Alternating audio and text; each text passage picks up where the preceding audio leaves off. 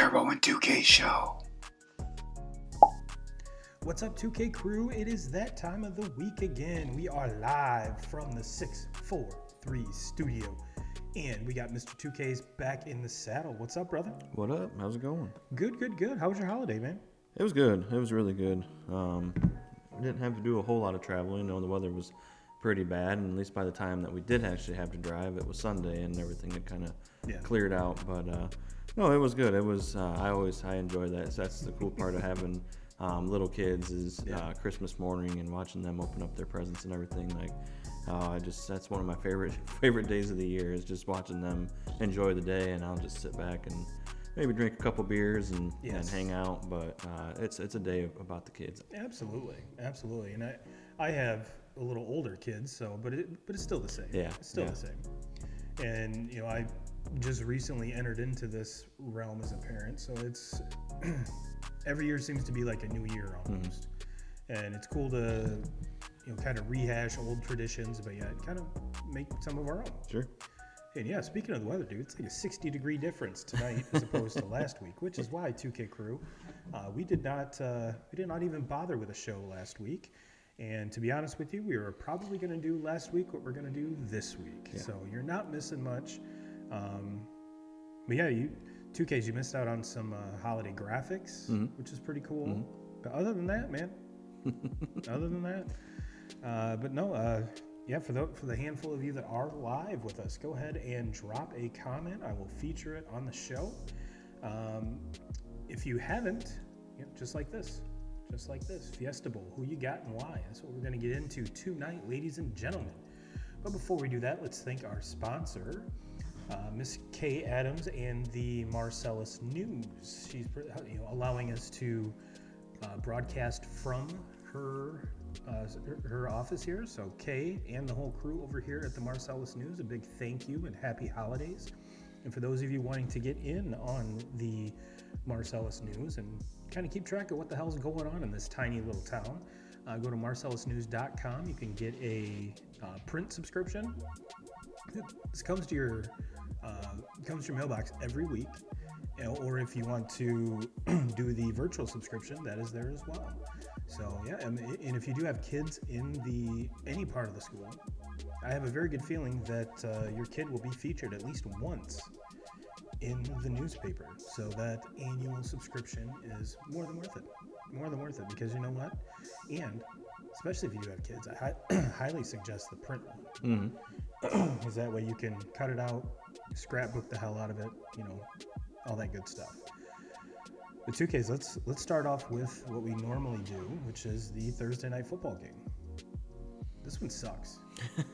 Yeah, it's Tennessee's they just nothing left of them. No.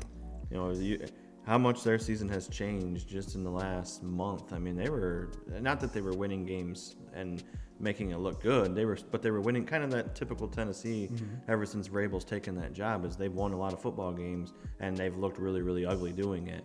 And that's what they were doing at the beginning of this year. Well, now injuries have just taken over this team, and their ugly football games have turned into ugly losses. Yeah, and it kind of all started when Tannehill went down, and kind of even before that, but it kind of got emphasized once Tannehill went down, and now they're moving on from Malik Willis already. Yeah.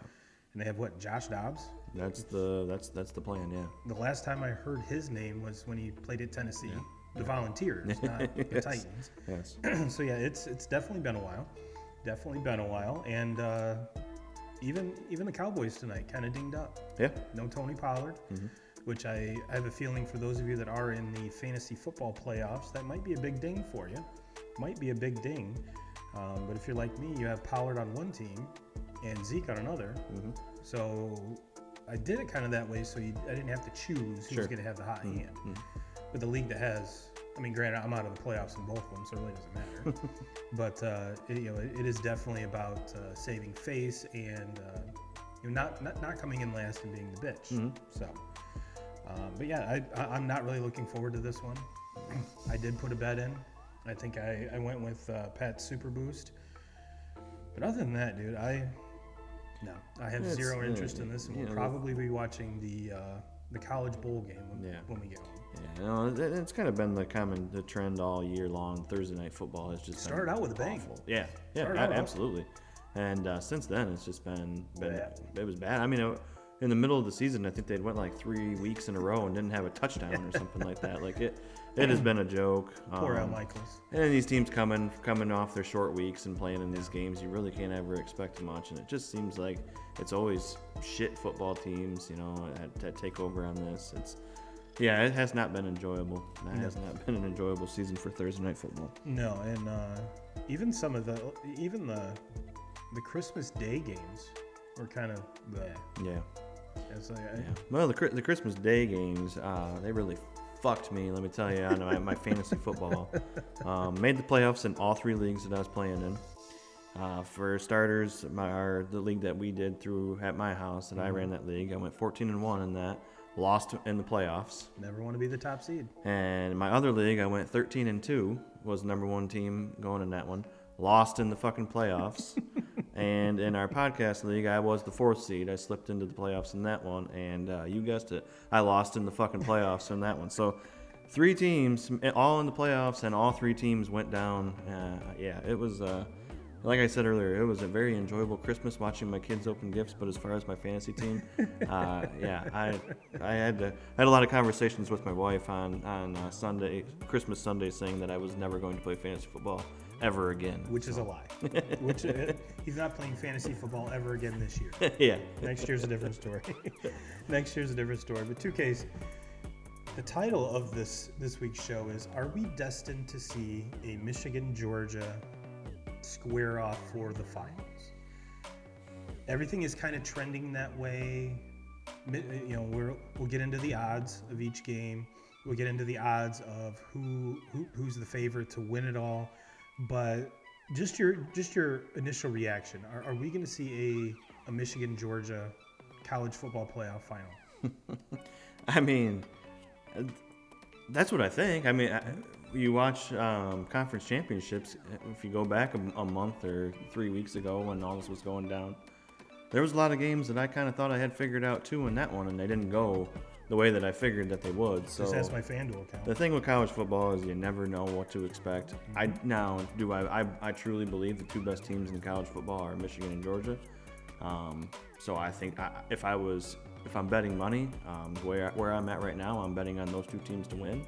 I don't know if I'm necessarily betting on those 2 teams to cover what their spread is right now, but those are the 2 teams that I think are going to win, and those are the 2 teams I think square off on in the national championship game. So yeah, these 2 teams seem like they've been the most consistent all year. Did each one of them have a couple of hiccups here and there? Absolutely. But what team didn't? Mm-hmm. What team didn't? Yeah. And on top of that, both of them were undefeated. Mm-hmm. So they got the job done. It does seem like they are. That's the trend. But like you said, if anything we've learned from the NFL or college football is kind of expect the unexpected.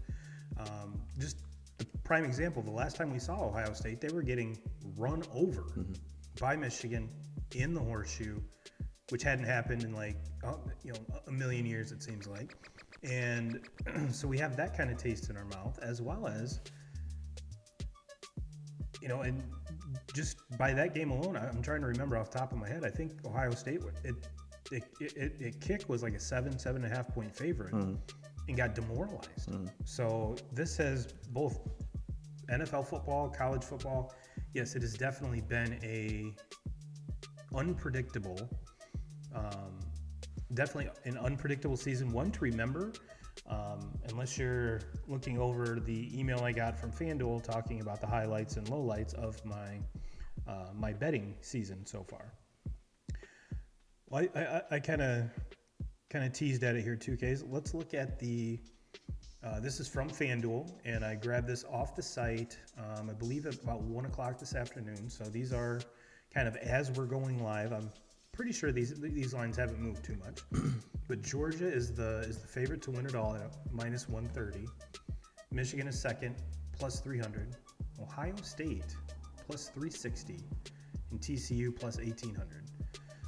So as a bettor here, 2Ks, what does that tell you about each one of these teams? I mean, the thing that jumps off the page to me the most is no one is giving TCU a chance at all. against Michigan with plus 1,800. No. Yeah. I mean, it's kind of TCU is kind of the Cincinnati version of last year. Like, great season, can't take anything away from them. Probably deserve more respect than what they're getting, but that's just the way it goes. When you are in a playoff of 4 teams and the other 3 teams are Georgia, Ohio State, and Michigan, what do you expect? I mean, those are 3 of the biggest, the premier football universities in the world. I mean, so it's an uphill battle for them at the beginning. Now, this team they have a very, very good quarterback. Maybe can argue that he's the best quarterback in this playoff. I still think, they got the Heisman Trophy winner right, and Caleb Williams. I think he was the best player in all of college football. Can't argue that. But as far as out of the 4 quarterbacks in this playoff, I would probably say they have the best quarterback. Wide receivers, they have good wide receivers. I don't think they have Ohio State wide receivers, but they got good wide receivers. This team is capable of going through. I mean, we watched Michigan in the conference championship game against Purdue. Purdue threw the football against them, and Michigan kind of their pass defense is very, very good, and what they're best at, and probably the best team in the country at it, is making those adjustments at halftime. And you see teams all year long kind of move the ball on them. Even Ohio State move the ball on them, score points in the first half, and then after the second half starts and the adjustments are made, it's a whole different defense that you're playing against in the second half. But look, Michigan can't overlook these guys. If they overlook them and they fall behind by a lot in the first half, Michigan's not built to come back. No. They're built to get a lead and sustain that lead, but they're not built to fall behind by 2 scores and have to come back from that. So if that happens, that's going to be a scary, scary game for them. Well, let's continue on this Fiesta Bowl here, kind of breakdown. Now this is being played in Arizona, and I first saw this tweet. It's from Swanky Wolverine at Swanky Wolverine. Fiesta Bowl weather looking very Michigan football. #GoBlue. 41 degrees in Glendale. I'm like, and that really got me to thinking. Man, that does seem kind of chilly for Arizona, but they're in a dome. So what difference does it make? Yeah. So I was super pumped up about that, and then I was going through editing the photos. What difference does it make? Yeah. What difference does it make? And that's the argument that we had. The last time we were talking about college football is when they do go to the 12 team playoff, these teams are going to have to travel, and I can't wait for college football playoff games to be played in the snow. I mean, we've watched it in the last couple of weeks, and how many games in the NFL have been changed just because of the weather? Yes, just because of the weather.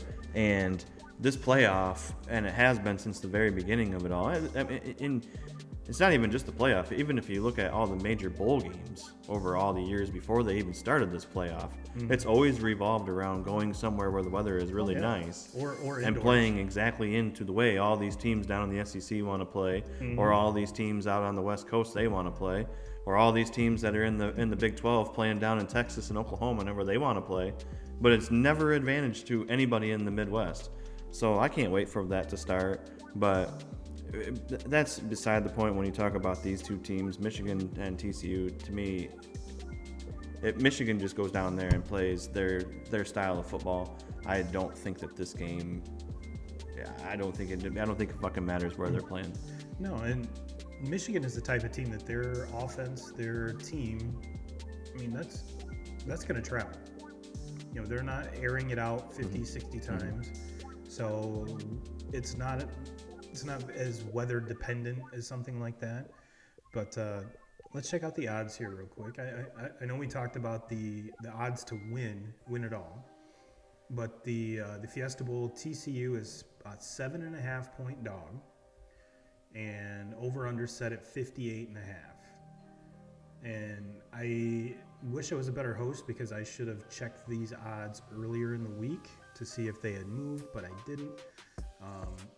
And kind of the flip side, and we'll break down the Peach Bowl here in a little bit, but Ohio State 6.5 point dog, over under set at 62.5. So the over under is pretty similar, and respectively the odds are pretty similar. So that right there doesn't shock me as much as the plus 1,600 to win it all for TCU. That kind of threw me for a loop. And sneaky bet. Dude, obviously, at plus 1,600, it'll take a lot to hit, but sneaky bet nonetheless. But did you know this, 2Ks?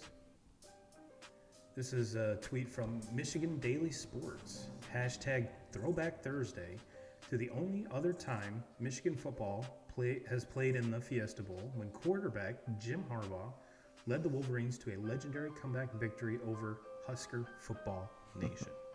Sorry about it, Tag, but that's where we're at. So is this kind of everything leading up to this? I mean, we had that article. We went over the odds. Everything seems like it's lining up for a Michigan win, and rightfully so. They're the second seed. That's kind of why they are favored. It would be odd to have a second seed not favored, but barring some great injury that happened in bowl prep between the Big Ten title game to this one. But even with it would be very weird for them not to be favored. But 1986 Harbaugh, biggest comeback. I mean, this seems to be just a slam dunk. It seems to be a slam dunk. But what I think people are underestimating is just the grit that this TCU team plays with. And it starts with their quarterback. And I did put this up here too. Where is it? Here it is. Speaking of their quarterback, Max Duggan.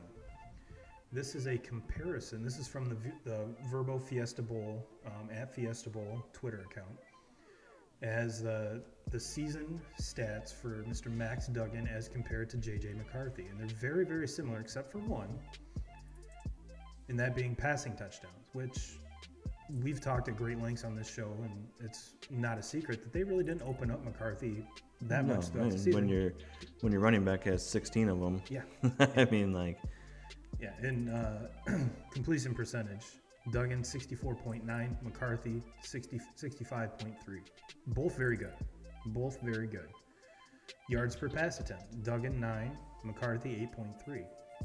Like I said, here's where the discrepancy is: 30 passing touchdowns for Duggan, 20 for McCarthy. Passer rating 165.5 to 155.4. How the hell that's measured, I'm pretty sure no one knows. But ultimately, this is the one thing that this doesn't account for on this little graph is, like I said, grit, heart, not taking anything away from McCarthy, because this seems to be the story leading into this. Is this TCU team feeds off the quarterback and kind of goes as he goes, and I'm pretty sure that. Leading up to the season, if I would have told you that Max Duggan would have been on the board to bet as a Heisman finalist, you would have been like, bullshit. There's not a chance in hell that's going to happen. But his style of play fits perfectly in that TCU system. TCU's been known to have a great defense. That's not really the case this time. Yeah. And it's mostly predicated on the offense. And we kind of saw that in their title game. Yeah. But for one, I'm extremely excited for this game. I do think it is going to be closer than the spread. I don't think Michigan covers, but I do think they win. What do you think? I think Michigan wins by 2 scores. Oh, so they cover. Yeah, I think they cover. Yep. I think it's going to be pretty similar to what we've seen all year. I think TCU will move the ball in the first half. I think TCU might score a touchdown or 2 in the first half, and then in the second half, I just see it going back the same way, and I don't know if TCU can even stop Michigan. Michigan's is gonna run the football. They're gonna throw the ball when they need to throw the ball. They're better on the line of scrimmage on both sides of the ball. They have better athletes. The only thing I can say TCU has the nod on Michigan on is the quarterback position, and that is just because we haven't seen McCarthy have to do it. Right. So. To me, I see this game not even really being all that close. I don't think I'm really not nervous about this one. I could be dead wrong, but I have all the confidence in the world, and Michigan will be moving on pretty easily. I did put a tweet in here, but I didn't make it in the show notes here. I believe Pat Mac is it the. Before I speak out of turn here, let me check my phone here real quick. There it is. Cancel. Oh. Right. Getting ahead of myself there a little bit. That's okay. Oh, I did put it on there. Never mind. So we both have Michigan winning. You just have them winning a little bit more than I do, which like I said, I'm looking forward to this game. It's hard for me to say. Just my head is leaning towards you, yet my heart is leaning the other way, just because of the performance they had against Ohio State. Mm-hmm. Yes, they did play Purdue in the Big Ten title game. I've kind of thrown that one out, even though Purdue did put up a pretty good fight. But just that Ohio State win, and not only the win, but how they won, seemed like a carbon copy of last year. And if that's the team that shows up, any one of these four teams is going to be in trouble. Mm-hmm. So yeah, I'm with you that the Michigan wins, but like I said, my head is leading towards a closer game, and they don't cover, but yet my heart is saying this is going to be a blowout. It's just to me, TCU, and look, they went undefeated, and through in the regular season they lost that one conference championship game, and you're really not gonna. The committee showed that they're not going to penalize teams for playing the extra game, and even if they do lose that game, and they lost that game close, it was an overtime game, whatever. But it just seemed like TCU just scrambled in so many games this year. So many games where they probably should have lost to Kansas State the first time they played. Mm-hmm. They fell behind. They were able to come back and win that. They scrambled against Baylor and ended up beating Baylor by 1 point. They scrambled against Texas, and they ended up beating Texas by just a touchdown. And those teams, not to take anything away from those teams, but those teams are not. No. Those teams are not top 10 teams. They're not. They're probably Baylor's not a top 25 team. No. Texas is maybe a top 20 team. It just seems like they scrambled in so many games. Kansas was another one that they scrambled with, and it's just like you're not going to play that style of football and belong on the same field as these other three teams in this playoff right now. Ohio State lost their spot, and they're the 4 seed because they lost to Michigan, but can you really penalize Ohio State all that much for losing to Michigan? No. Those two teams could square off again, Ohio State and Michigan, and if it went the other way and Michigan beat it, or Ohio State beat them by 2 or 3 scores, it would not shock me. That's how good I think those two teams are, and it's basically any given Saturday with them. So to me, where I'm at right now, I'm going to be really interested to watch the Georgia and Ohio State game, because right now I have Georgia at this level where they're above everybody, and that includes Michigan and that includes Ohio State, and then Michigan and Ohio State are right there, and then TCU is just I think that Michigan got lucky by drawing TCU to play in the first round of this game. Hey, I might be eating these words big time when this is all said and done, but I don't think that this game's going to be close. I think the game that's going to be very intriguing to watch is going to be the game after. Well, that's a good segue. That's why you get paid the big bucks, my friend. Let's talk about the Peach Bowl. Let's revisit the odds here. Like I said, Ohio State's a 6.5-point dog. Over under at 62.5. And the most intriguing bet to this one is the over-under. Ohio State gave up a shit ton of points to Michigan. Georgia's defense, good, however, not nearly what they were last year. Ohio State and both these teams can score. And I'm not saying 62.5 isn't a lot of points. It's just, to me, that seems like the safest bet on this board is the over on this one. And minus 106. Minus 106, just saying. And this game's going to be fucking crazy. I'm just going to say that right now. This game's going to be fucking crazy. They have the two. Last year, Georgia could sit back and they could rely on that defense. Yeah. And not to say that this defense is not as good, not very good this year, because they are good, but they're not even close to what they were last year. Last year was historic. Yes. I mean, this defense is very, very good right now, but it's not like it was last year. And now Georgia has to rely a little bit on their offense and their weapons, and they have 2 tight ends. They got 3 tight ends. and they have a couple other receivers. They have a solid running game. They have a very good offensive line. Like, this offense is freaking loaded. And then you go to the other side and you have Ohio State. You have C.J. Stroud. And then C.J. Stroud, who can throw the football and is surrounded by 3 or 4 NFL-ready wide receivers. Marvin Harrison Jr., the best wide receiver in college football. And an NFL running back. Yes. Potentially as well. Yeah. And an offensive line that has improved. They're not as bad as what they were last year. They've gotten better. That offensive line is improving. To me, the difference in this game is, like I said, Georgia defensively is still really good, and I question where Ohio State is at defensively yet. They've come a long way from where they were last year. The physicality was a lot better this year. The hire of Knowles as their defensive coordinator has made a big difference. Even though I think he got really outcoached in Columbus against that team from up north in that game, but. Their defense has, but that's, to me, is the difference in this. Is I think Georgia can make that stop when it comes down to it, because these two teams are going to score a lot of fucking points, and I think it's going to come down to what team can make that stop and have the ball last to either kick a field goal or score a touchdown to win this game. And I think Georgia can make the stop that Ohio State just can't make. But this game, I'm saying you take the over all day long on this, because the points.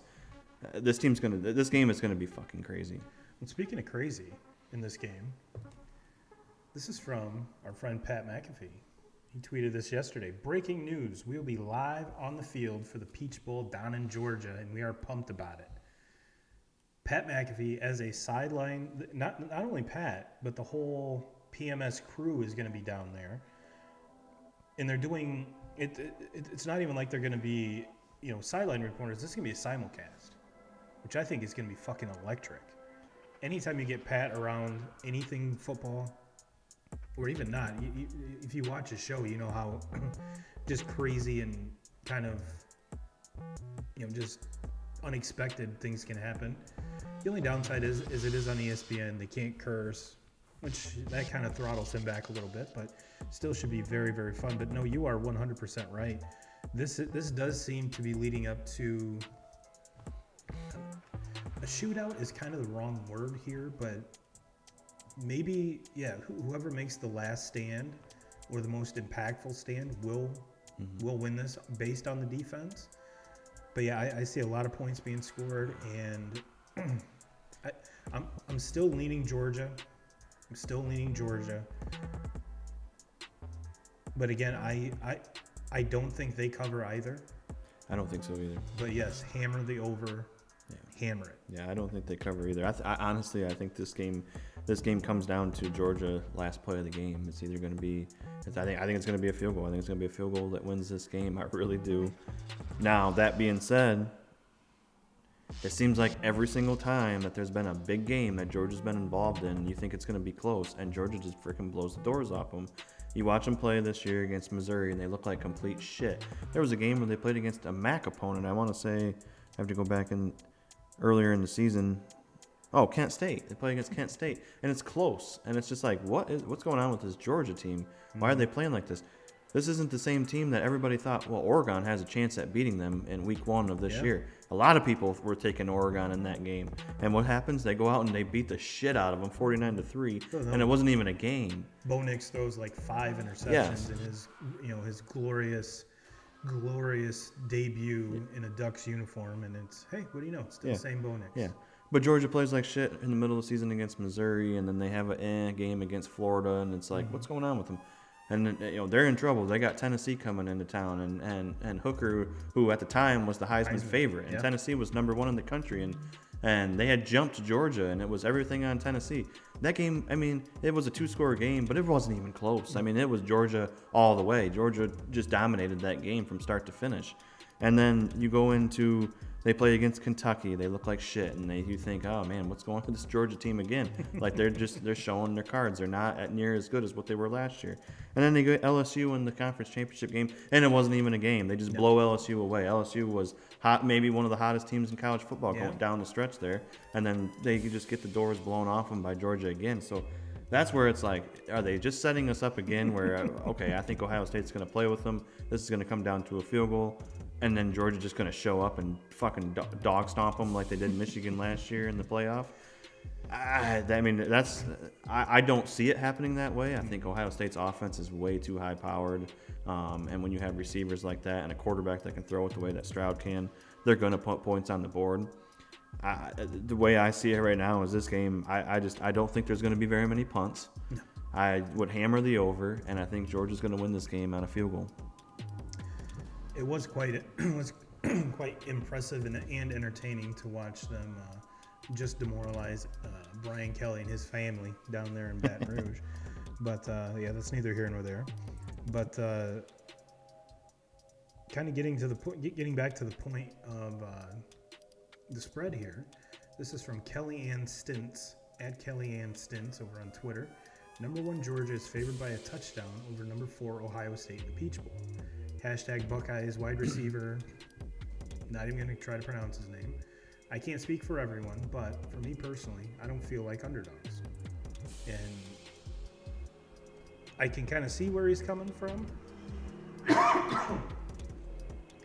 No, you are underdogs, yeah. so shut the fuck up. Like you got beat by 3 scorers to Michigan. Yeah. On your home field. Georgia is coming off of winning a national championship last year. They're undefeated right now.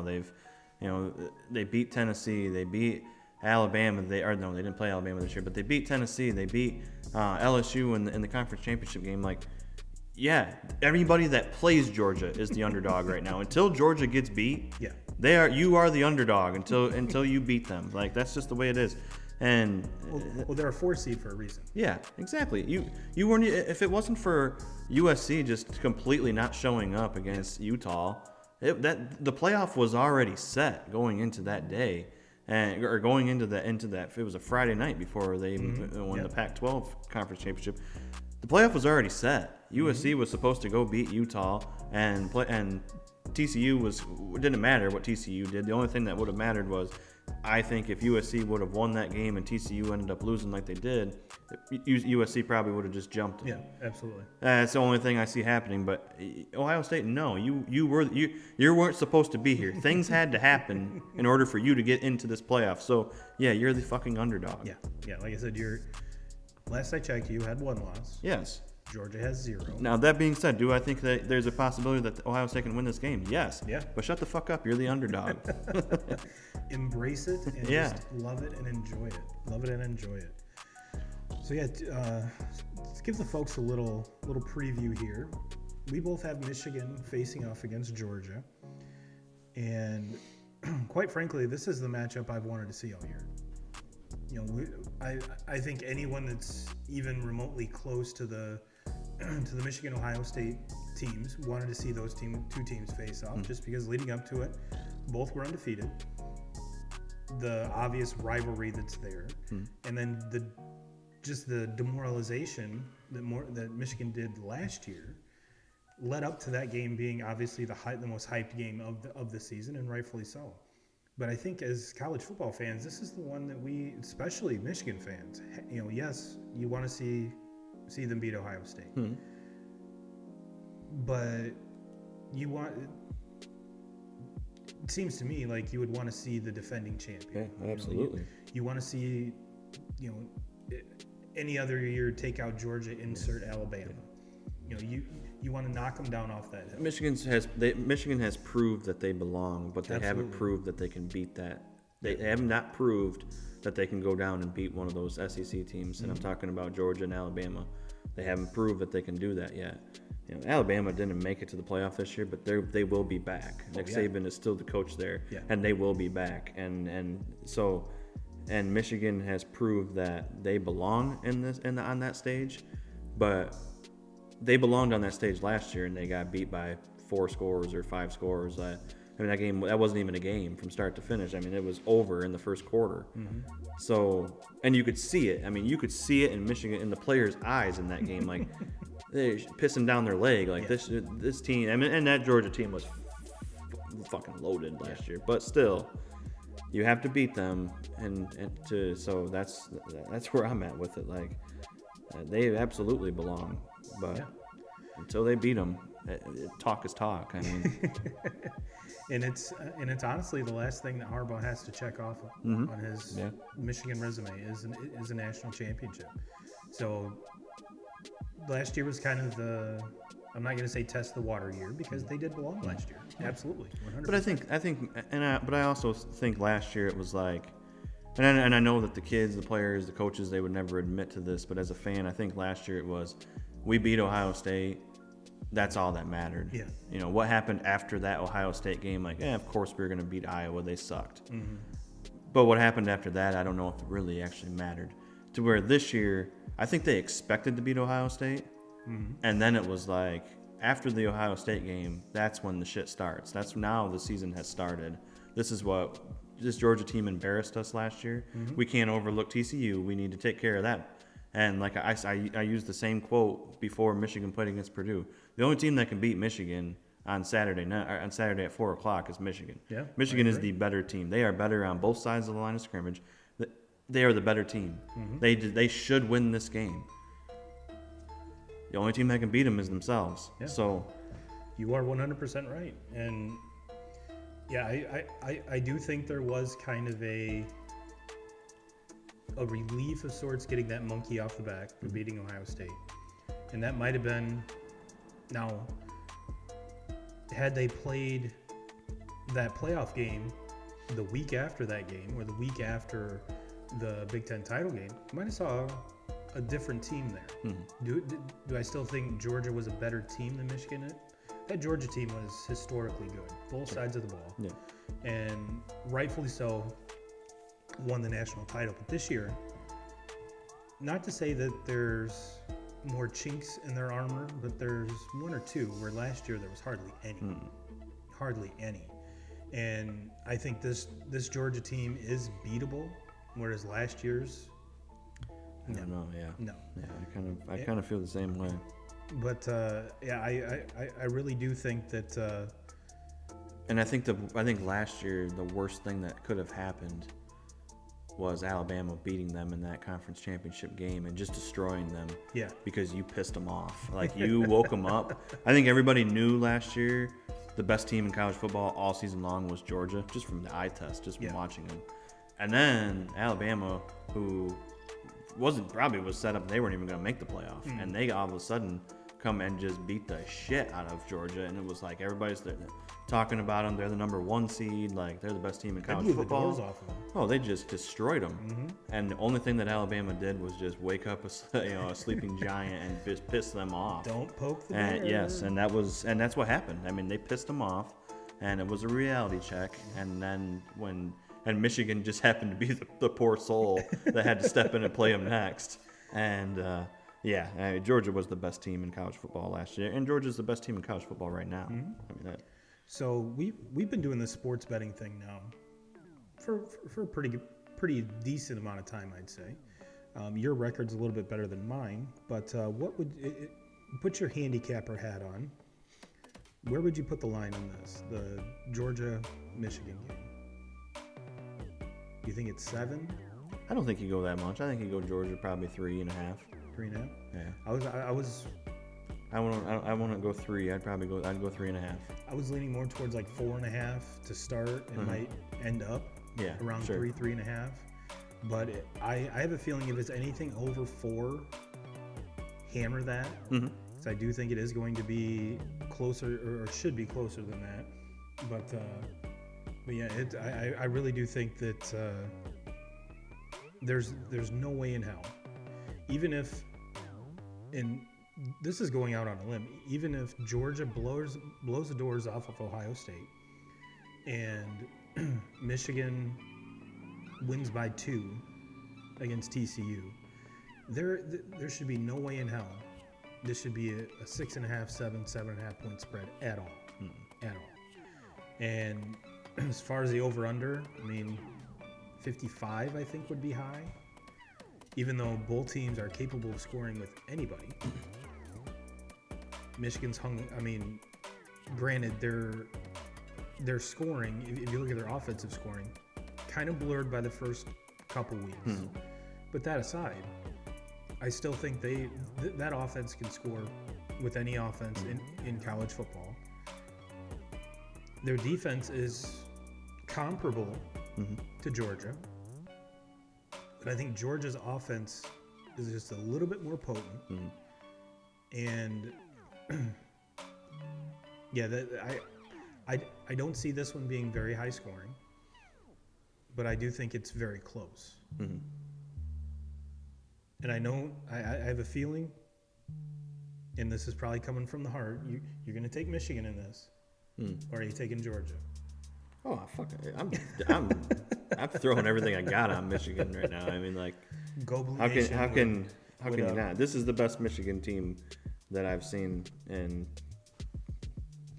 probably my lifetime. I mean, like, so I have to go with them, and I think that Georgia's. I do not think that Georgia is anything close. I think they're still very good. I think until they get beat, they are the best team in college football, and they have to be the favorite in every game that they play.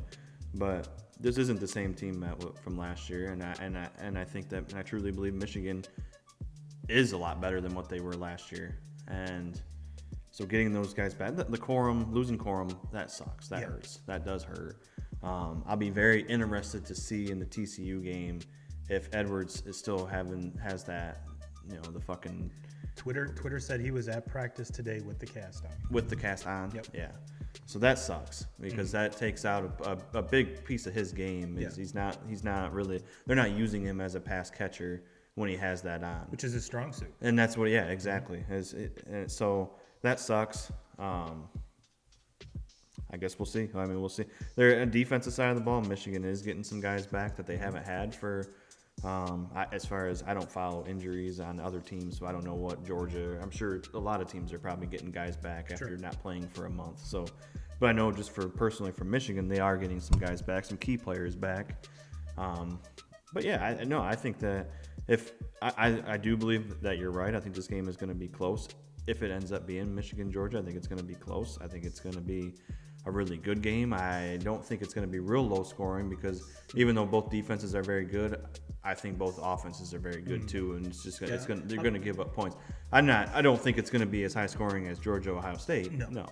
But yeah, I would have to hammer Michigan on this. I would say somewhere in like the low 30s or upper 20s would be kind of the range of where I'm talking about in points on this. So. Fuck yeah, I'm going Michigan all the way. As a Michigan fan, how awesome would it be if Ohio State happens to beat Georgia and it's a rematch? So man, I'm mixed on this because it would be fucking cool. It would be. It would be cool. How awesome would that be to hold over Ohio State? We beat you twice in 1 year, motherfucker. I know, and I don't like for the national title. I don't see a way where Ohio State beats Michigan. I just don't. They're just Michigan has got they can just bully them around right now. And I'm sorry, but for anybody that thinks that Ryan Day is a really, really good coach, I think he's been a little bit exposed. I don't understand why he's not being treated and talked about the way that Jim Harbaugh was being treated and talked about when Jim Harbaugh lost a game against Ohio State or lost games against Michigan State, one of them being on a botched fucking punt, the other one being on a fucking shitty ass spot. There was so many close situations. But Ryan Day can get blown out by fucking 3 scores 2 years in a row, and nobody even talks about this guy. I'm Ohio State fans, I'm sure, rip him and all that, but where's Pete Feinbaum fucking talking and goddamn everybody from ESPN getting on and blowing they don't. Well, they do if it's Harbaugh. If there's a way, they don't talk about the Big Ten now that Harbaugh is doing well. They only talked about the Big Ten and Michigan football when Harbaugh, because they got off to that shit. They got off to the idea of Michigan being shitty and Harbaugh being this, he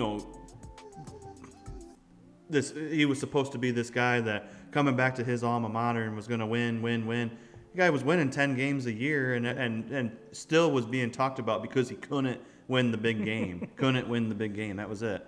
And now all of a sudden he's winning it, and nobody wants to fucking talk about him anymore. I'm talking about one channel. Right. Well, there are rumors. There are rumors that Mike Vrabel fucking bring it. He wins NFL games and they look like shit. We talked about this at the very beginning. He's been winning some NFL games and they look like dog shit. Like, all right, bring it. You think the guy can fucking recruit? I don't know. The word's still out there. One thing you can say about Ryan Day is he can fucking recruit. That he can. So he brings in top-end talent. Now, I don't think he can coach worth a shit, but he can bring in top-end talent. As far as Mike Vrabel, bring him in. I don't give a shit. Like, to me, if you're what wins in college football is you better have a hell of a staff, and you better be offensive oriented. And if you put defense over offense, I don't think you're going to have a lot of success. For one, you're not going to recruit, and you got to be able to recruit. So offense better be important to you as a head coach. So when you bring in these defensive, masterminds, go for it. I would say bring it on. What's he gonna do? You gonna have fucking AJ Hawk as his defensive coordinator too, or what? Yeah, that would be kind of bring them all back. That would be getting but no, I thought that was completely ludicrous when I heard it at first. But everyone's like, well, Braves, Titans, they suck. Folks, it's the same Titans team that was the #1 seed in the AFC. And wasn't Vrabel like the coach of the year last year too? Like everybody was one down year. Yeah, calm the fuck down. Yes, the GM got fired. Yeah, but he's the one that wanted to trade AJ Brown. Then AJ Brown comes and has a fucking day in Tennessee in front of your fans, in front of his old fans. So yeah, of course. Something had to be done. Something had to be done. But you notice they fired the GM and not the coach, right? Yeah. So let's just calm the fuck down. And has Vrabes even coached? I'm sure he had to coach somewhere in college. He doesn't just pull. I don't know. He was a defensive coordinator for a while in the NFL. I gotta fucking look that up. I'm not sure. I'm pretty sure that the Titans didn't just do a Jeff Saturday and hire someone with zero fucking coaching experience.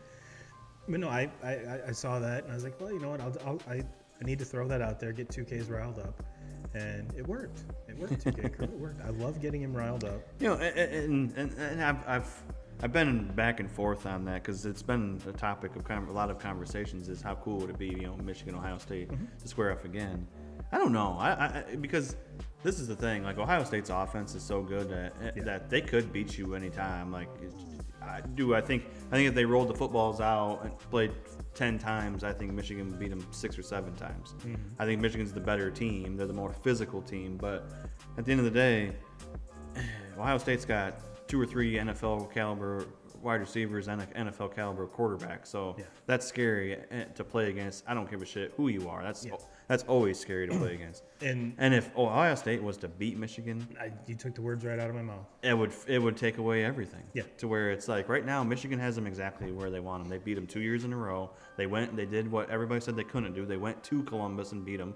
Fucking embarrassed them on a sunny day when the wind wasn't blowing. Like everything that you said that they couldn't beat them in that style, they did. I don't want to see him for another 300 and some days. Like, you get the fuck on out of here. Get your ass kicked by Georgia or however. I don't give a shit how Georgia beats you. I just want Georgia to beat you. Yeah. And then I just think I want to go after Georgia more than anybody just because they embarrassed us last year. And like I said, they're the best team in college football until they get beat. Like, they're the #1 team in college football until they get beat. So that's why I want to see them. Yeah, I don't think it would be that cool to see Ohio State again. If I was a Michigan fan, it would be cool to beat them in the national title game. Oh, yeah. Because, how many times in history has that happened? Yeah, probably won't ever. There's a good chance that shit would never happen again. No. So to do it, then Michigan would always have that over their head. Like, But if Michigan lost, then they would always have that over their fucking head. Yes. Yeah, so it's kind of like... And we got decades... The past decade over our heads, so we're still riding on these 2 years in a row now, and trust me, when you've lost for a fucking decade against them, these 2 years mean a lot. Like, I'm not ready to give this up or anything, especially give them that kind of ammunition. Where that would say what you want, but you alluded to Alabama poking the Georgia Bear. This would be kind of for instance, I wouldn't want to poke the Ohio State Bear one too many times this year. Yeah, took him to the woodshed once. He was a defensive coordinator for the Houston Texans. That's right. Totally so basically got his job because he had J.J. Watt. It's a good guy to have. Speaking of which, just retired. Kudos to you, brother. Kudos to you. The best I ever watched. I don't give. God. T.J. Watt is one of the best I've ever seen too, but J.J. Watt, that like 3 or 4 year stretch on a shitty team. on a shitty football team, where he just dominated it. I mean, just flat out dominated. The best defensive end pass rusher I ever watched for a 2 or 3 year stint. And then the only knock I have on his brother, because a lot of people, when you start comparing pass rushers in the last 10, 15 years, they just happen to be related, the two best, at it. But the difference is, it seemed like J.J. Watt was always out there, and T.J. Watt just cannot stay healthy. And like if T.J. Watt was healthy and didn't sit out the amount of games that he sat out so far in his short career, his numbers would be way beyond what J.J.'s were at that time, at their age. But I think J.J. was more impactful than T.J. just because, T.J.'s been on a good Steelers defense. He's surrounded by good players. Name me one other defensive player on the Texans. Yeah. I'll wait because it's going to take you a minute. And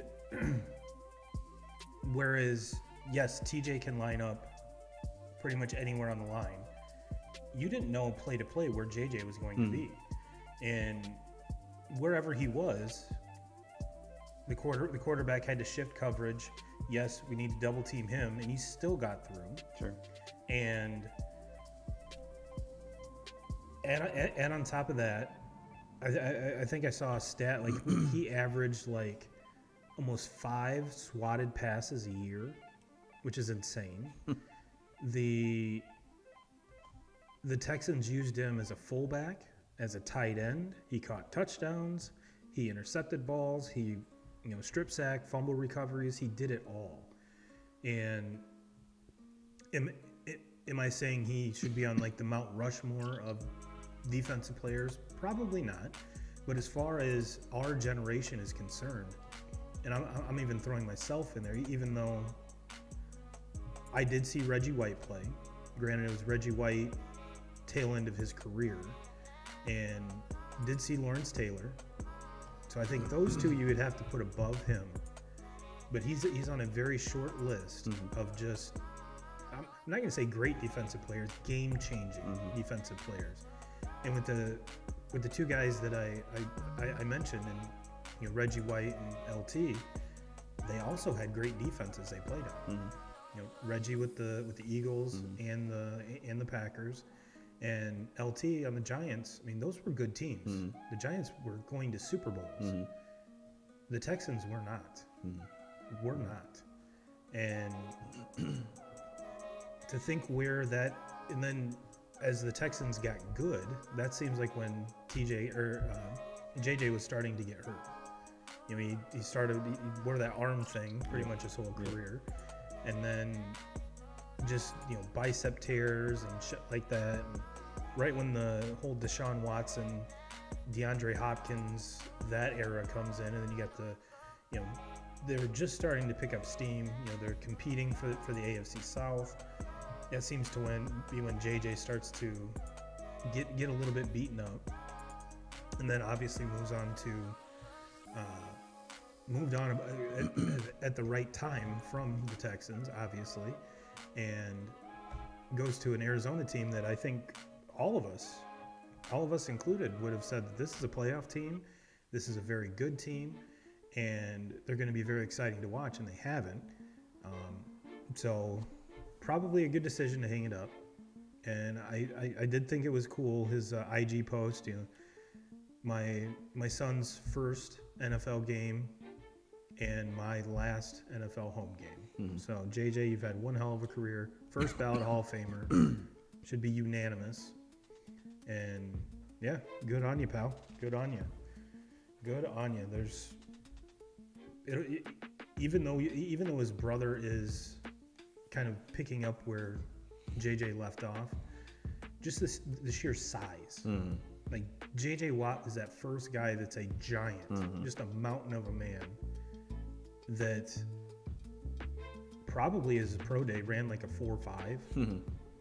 and had a 40-inch vertical and was just ridiculous athlete, and probably had the longest arms in the history of the NFL. Yeah. And just dominated. Scored a few touchdowns in his career too as a tight end. You know, lining up as an eligible lineman, it was an impressive career for him. And there was like a 3-4 year stretch with him in Houston where he was fucking unstoppable. And